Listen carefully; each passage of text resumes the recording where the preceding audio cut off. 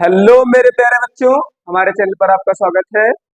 आज हम बात करेंगे समाकलन और अवकलन की। इसकी समाकलन और अवकलन की। तो 12th वाले बच्चों, आपको पता होगा जब आप समाकलन करते हो तो आप किसी भी चीज का जब समाकलन करते हो तो लास्ट में आप प्लस सी लगाते हो। क्या लगाते हो? प्लस सी लगाते हो। ये क्या चीज होता है? अचर पद। ये क्या चीज होता है? अचर। आज हम इसी के बारे में चर्चा करें, ठीक है? तो चलिए बिना देरी के आगे बढ़ते हैं। चलो, देखो, सबसे पहले मान लेते हैं ये हमारा एक क्वेश्चन है। ये हमारा क्या है? एक क्वेश्चन। ठीक, लिखा है x घाते 4। हमें इसका एक बार अवकलन करना है। क्या करना है? अवकलन। आपको पता है कि जब हम इसका अवकलन करेंगे क्या हो जाएगा? D x by 4/dx। तो हम लोग क्या करते हैं? इस घात को आगे उतारते हैं और इसमें एक कम कर देते हैं। ये आ गया।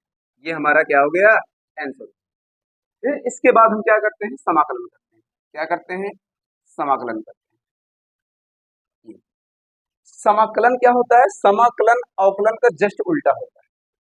समाकलन अवकलन का क्या होता है? जस्ट उल्टा होता है। इसका मतलब इस चीज का अगर हम समाकलन कर दें तो ये घाते 4 हमारा आना चाहिए। तो चलो, ये होता है, ये समाकलन का चिन्ह है। कितना है? 4x⁻³ into dx। अब इसमें क्या होता है? पहले ये कॉन्स्टेंट को आप बाहर कर लो। ये हो गया 4। ये क्या हो बच्चा? x⁻³ into dx। अब इसमें क्या होता है बच्चों कि एक घात इसमें जोड़ दो। एक घात इसमें क्या कर दो? जोड़ दो। जितना जोड़ने के बाद आया है उतने से भाग कर दो। s घाते 4 आ गया है?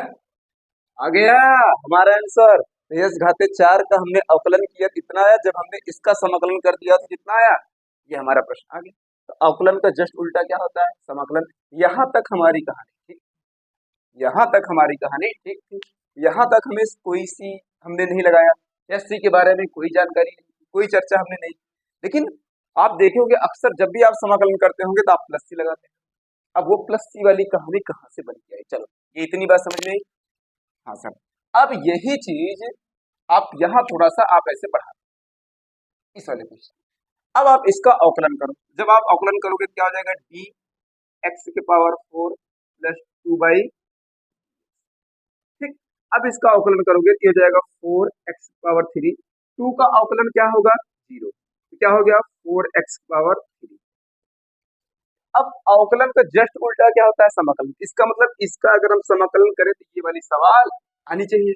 अब इसका समाकलन करो तो कितना हो जाएगा? 4x⁻3 into dx। ये क्या हो जाएगा? 4 बाहर हो जाएगा। 3 में एक घात इसमें क्या होती है? जुड़ती है। 4। जितना जोड़ते हैं उतना ही नीचे करते हैं। इस घाते कितना आ गया? 4। सर आ गया। लेकिन इस बार देखो सवाल नहीं आई। सवाल हमारी नहीं आई। क्यों? क्योंकि सवाल में सर कितना लिखा है? x+2।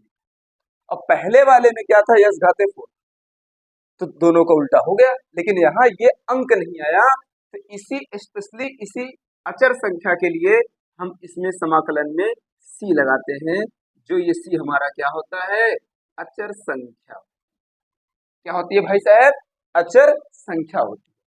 आशा करते हैं अब आपको ये बात समझ में आ गई होगी कि समाकलन में जो सी लगाते हैं उसका रीजन क्या है लगाने का, और वो अचर पद हम क्यों बोलते हैं। ठीक है, अब कुछ सवालों में इस सी का मान भी निकलता है। 11th वाले फिजिक्स में आपको मोशन वाले चैप्टर में निकाल करके बताएंगे।